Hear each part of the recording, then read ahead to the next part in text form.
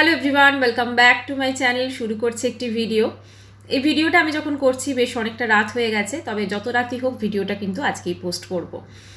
Normally আমি এত রাত্রে ভিডিও খুব একটা দিই না, আর নর্মালি আমার যে শিডিউল টাইম সেটা 5:30 6টার সময় ভিডিও যায়, কিন্তু এখন একটু ব্যস্ততার কারণে একটু ব্যস্ততা চলছে, বিজি আছি, তো সেই জন্য ভিডিওটা ঠিক একটু পরের দিকে যাচ্ছে।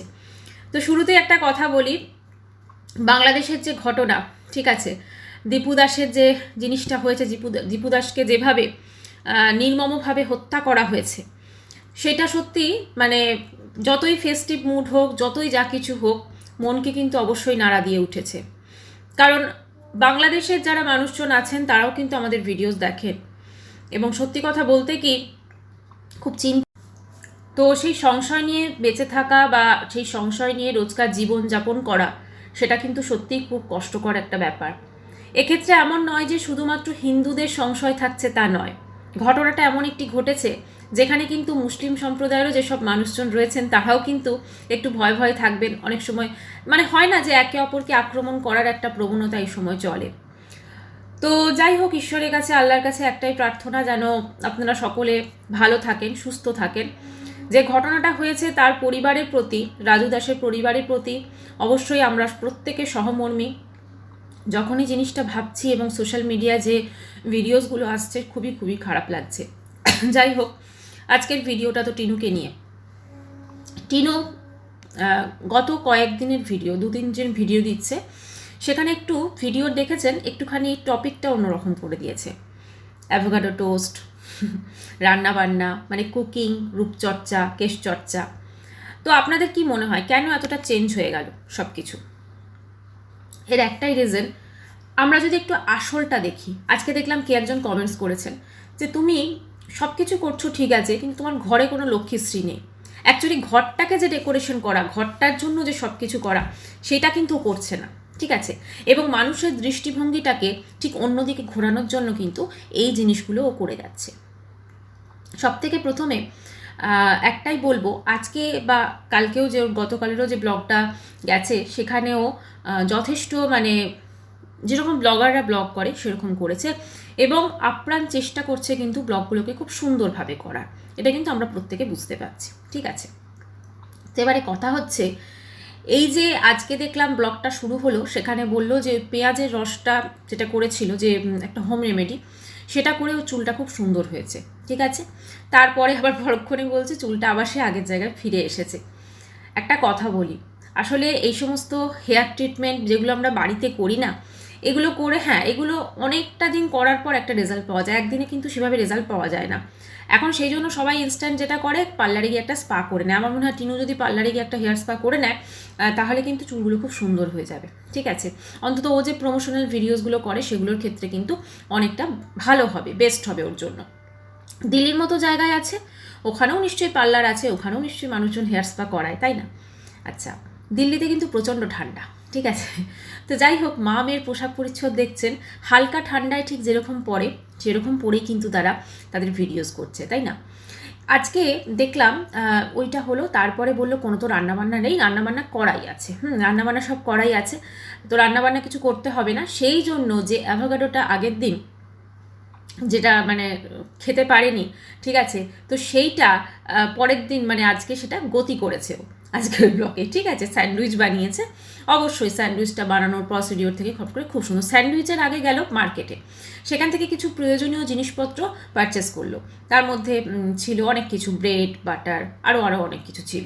তো বলছে বাটারটা তো আমি এই ছোটোগুলোই নিলাম, ফ্রিজ নেই তো সেই জন্য।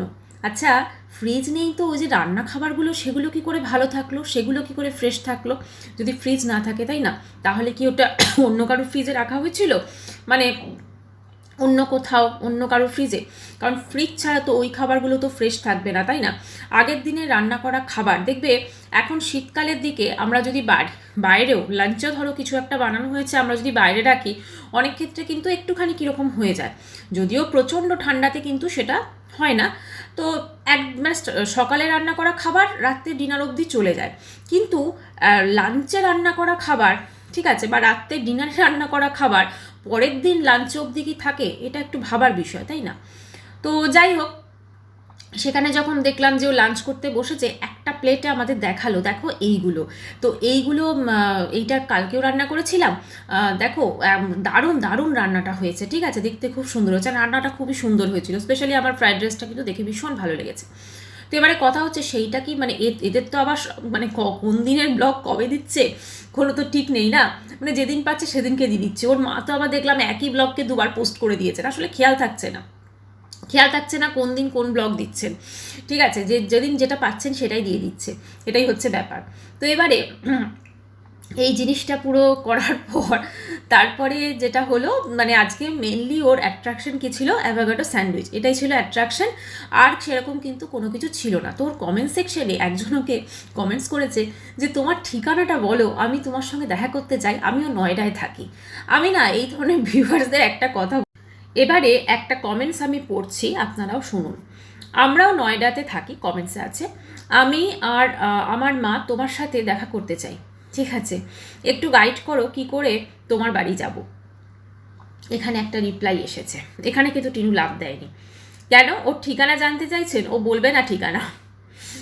অ্যাকচুয়ালি ব্যাপারটা হচ্ছে বেশ কিছু ভিউয়ার্সরাও থাকে যারা এই যে মানে উনি যে কথাটা বলেছেন, আমরাও নয়ডায় থাকি, আমি আর আমার মা তোমার সঙ্গে দেখা করতে চাই, হয়তো সত্যি ভালোবাসা ভিউয়ার্সও হতে পারে, কিন্তু যেখানে মানুষ দেখছে টিনু প্রতিটা মুহূর্তে লুকোচুপি হাইড অ্যান্ড সিকের একটা ব্যাপার হচ্ছে ওর, কখন কি করছে না করছে সেটা আমরা কিছুই কিন্তু বুঝতে পারছি না। মালপত্র এলো আবার চলে গেল, মালপত্র ছাড়াই মা মেয়ে দুজনে যাযাবরের মতো জীবন কাটাচ্ছে, কীরকম একটা ছন্ন ছাড়া জীবন কাটাচ্ছে, মালপত্র নেই, আপনি ইমাজিন করুন, মালপত্র নেই, এই ঠান্ডাতে কিন্তু ওরা একটা খাটেও শুচ্ছে না, মানে টোটালি জিনিসটা পুরো কিন্তু অন্যরকম। কিন্তু আমাদেরকে জাস্ট ওই আমাদের দৃষ্টিটাকে অন্যদিকে ঘুরিয়ে দেওয়ার জন্য কি করছে, ওই একটুখানি রূপচর্চা, এই নয় তো আপনার হচ্ছে অ্যাভোকাডো স্যান্ডউইচ, ঠিক আছে, রান্না বান্না কুকিং, এইগুলোর দিকে কিন্তু চলে গেছে, মানে যাতে মানুষজনের দৃষ্টিভঙ্গি এই দিকে যায় আর ওই দিকে মানুষজন জিজ্ঞেস না করে, ঠিক আছে।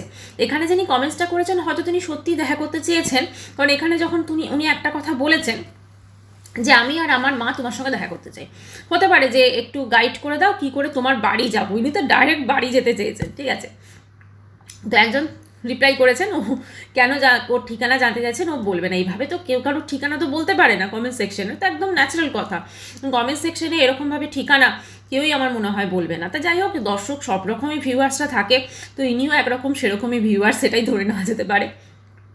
টিনুর আজকের ব্লগে যেটা ছিল, আচ্ছা এবারে আসি টিনুর হিন্দি। হ্যাঁ, টিনু নিজেই দিয়েছে কমেন্টসে ওখানে, মানে টাইটেলে, যে আমার হিন্দি শুনে তোমরা হাসবে। আমার মানে সব থেকে প্রথমে একটা কোশ্চেন, হিন্দি বলার দরকারটাই বাকি, তুমি যখন বাইরে কারোর সঙ্গে ইন্টারাকশন করছো তখন তুমি হিন্দি বলো, কিন্তু তুমি যখন ঘরে আছো, তোমার মায়ের সাথে আছো, সেখানে তো তোমার হিন্দি বলার কোনো প্রয়োজন নেই। এই একটা ব্যাপার জানেন, যারা মানে ওয়েস্ট বেঙ্গলের বাইরে থাকে, ঠিক আছে, এই জিনিসটা ভীষণভাবে দেখা যায়, ঠিক আছে, যেখানে মানে হিন্দিতে ঘরের মধ্যেও কিন্তু হিন্দিতে কথা বলবে। দেখুন, আমিও পার্সোনালি অনেক বছর আমি ওয়েস্ট বেঙ্গলের বাইরে আছি, কিন্তু অবশ্যই আমার কথার টানের মধ্যে হিন্দি এসে যায়, মাঝে মাঝে হিন্দি এসে যায়, সেটা কিন্তু খুব ন্যাচারাল একটা ব্যাপার, তাই না। বা অনেক সময় আমরা বাংলা বলি, হয়তো আমরা বাংলার মধ্যে দেখবেন একটুখানি গড়বড় থাকে, এটা খুব ন্যাচারাল একটা বিষয়, যে যেখানে জায়গাটা আমরা থাকছি সেখানে আশপাশের লোকজন বা সেখানকার মানুষজনের সঙ্গে ইন্টারাকশন করার সময় কিন্তু আমাদের একটা অন্যরকম হয়ে যায়। কিন্তু ঘরে যখন আমি আমার সঙ্গে ফ্যামিলি মেম্বারের সঙ্গে কথা বলছি, তখন তো আমি হিন্দিতে কথা বলবো না, তখন প্রপার বাংলায় কথা বলবো, তাই না। তো আমার তো কথা সেটাই, তুমি হিন্দি যেটা বলছে টিনু হিন্দিটা বাইরে গিয়ে বলুক মানুষের সাথে, ঠিক আছে, কিন্তু ঘরের মধ্যে অ্যাটলিস্ট এখানে তো হিন্দি বলার কোনো প্রয়োজন নেই। মানে এটা খুব বিশাল বাহাদুরি কিছু নয় যে আমি হিন্দিতে কথা বলছি বা আমি ইংলিশে কথা বলছি, এগুলি ভীষণ ভীষণ বাহাদুর না। নিজের মাতৃভাষাতে কথা বলার মধ্যেও কিন্তু একটা বেশ স্বতন্ত্রতা আছে, একটা বেশ আমি মনে করি ভীষণ একটা প্রাউড ফিলিং আছে যে আমি নিজের মাতৃভাষাটাই কথা বলছি, এবং বাইরে থেকে তুমি যদি নিজের মাতৃভাষাটাকে খুব সুন্দরভাবে কথা বলো, সেটা কিন্তু একটা আলাদা গর্ব আছে, ঠিক আছে। তো যাই হোক, মানে বাংলা ভাষা এর থেকে ভালো ভাষা আমার মনে হয় কিছু হতে পারে না। আমরা প্রত্যেকেই যে যার ভাষা নিয়ে জন্মেছি, ঠিক আছে, আমাদের মাদার টাং যেটা, যে কোনো জায়গাতে, ঠিক সেখানে কিন্তু বাংলা বাড়িতে কথা বলাই যায়। হ্যাঁ, অবভিয়াসলি কিছু কিছু টার্ন, কিছু কিছু মানে হয়তো অন্যরকম আসবে, হিন্দি ইংলিশ এগুলো চলে আসে, এগুলো খুব ন্যাচারাল একটা ব্যাপার। কিন্তু তুমি যে হিন্দিটা বলছো, মানে টিনুকে বলছো, টিনু যে হিন্দিটা বলছে তার মধ্যে না তো কোনো মানে প্রপারভাবে তো বাড়িতে বলতে পারছে না। হ্যাঁ, যদি প্র্যাকটিসের ব্যাপার হয়, দেখো দিল্লির মতো জায়গায় বাইরে কাজ চালাতে গেলে নর্মাল যেটুকু হিন্দি জানা সেটা কিন্তু ওর এসেই যাবে। সেটার জন্য বাড়িতে ওভাবে একটু টুটি ফুটি হিন্দি যেটা ও বলছে সেটা সত্যিই একটু হাস্যকর লাগে মাঝে মাঝে, কিন্তু বেশ আবার শুনতে ভালোও লাগে। যেমন ও বলছে যে ওর হিন্দি শুনে ওর দাদা বলছে যে বিহারি টান যেটা চলে এসেছে। ঠিক আছে, হ্যাঁ বিহারিদের হিন্দি কিন্তু একটু অনেকটাই আলাদা, কিন্তু তাদের ভাষাটাও কিন্তু, তবে আমাদের বাঙালিদের যে হিন্দি সেটাতে কিন্তু মোটামুটি বিহারি টান একটা চলে আসে, এটা খুব ন্যাচারাল একটা ব্যাপার। তো সেই সব দিকে তো ব্যাপারটা হচ্ছে টিনু কিন্তু এই সব দিকে প্রচণ্ড প্রচণ্ড টিনু মানে কি বলবো মন মানুষের ঘুরিয়ে দিচ্ছে। কিন্তু টিনুর এক্স্যাক্টলি ওখানে ওই যে ঘরটায় রয়েছে সেখানে আসবাবপত্র কেন কিনছে না, সেখানে কীভাবে কি ডেকোরেশন করবে, এইগুলো কিন্তু সে একবারও বলছে না। মানে এইগুলো থেকে কিন্তু মানুষজনের দৃষ্টিটা সম্পূর্ণ ঘুরিয়ে দিচ্ছে, এটাই হচ্ছে মেন ব্যাপার। আচ্ছা, এবারে এই যে ভিডিওগুলো করছে সেখানে আমরা দেখছি প্রতিদিনই, প্রায় আজকেও দেখলাম চুলের একটা বেশ সুন্দর কিছু বানালো টিনুর।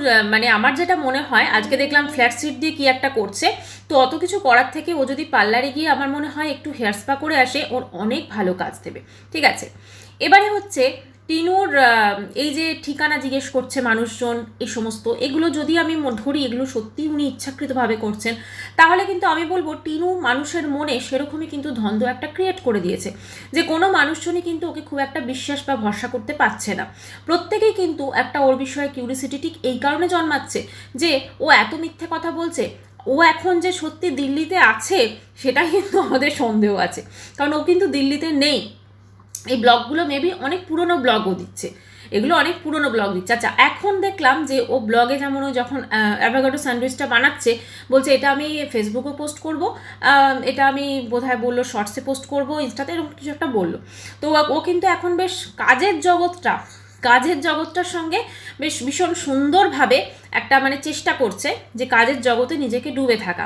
তো সব কিছুর পরেই একটাই বলবো যে যারা তোমার ব্লগ দেখে, যারা তোমার ভিউয়ার্স, যারা তোমাকে সত্যিকারে ভালোবাসে, তাদের কাছে কিন্তু অবশ্যই সত্যিটা বলো, কারণ কদিন পর তুমি আবার বলবে যে তুমি দিল্লিতে তো এখন থাকবে না, যেহেতু ওর মায়ের টিকিট হয়ে গেছে, যেহেতু অমাবস্যা কিছুদিন পরেই আমরা জানি যে অমাবস্যার টিকিট হয়ে গেছে, অমাবস্যা যাবে, তো অমাবস্যা কি আর একা যাবে? অমাবস্যা নিশ্চয়ই তার মেয়েকে নিয়েই যাবে, সেটা তো টিনুর ব্লগে আমরা দেখতেই পাবো, তাই না? কে কোথায় কীভাবে যাচ্ছে সেটা দেখতেই পাবো। এবং তখন এই যে ধরুন দিল্লির যেভাবে যাযাবরের মতো জীবন একটা ও কাটাচ্ছে, যাযাবর ঠিক না, মানে ব্যাপারটা হচ্ছে যে নিজের বাড়িতে ধরুন একটা কি হয়, কোনো জায়গায় শিফট হলে সব থেকে আগে যেটা মানুষ করে সেটা হচ্ছে আসবাবপত্র কেনে, একটা খাট মিনিমাম কেনে মানুষ, একটা বেড কেনে, তাই না?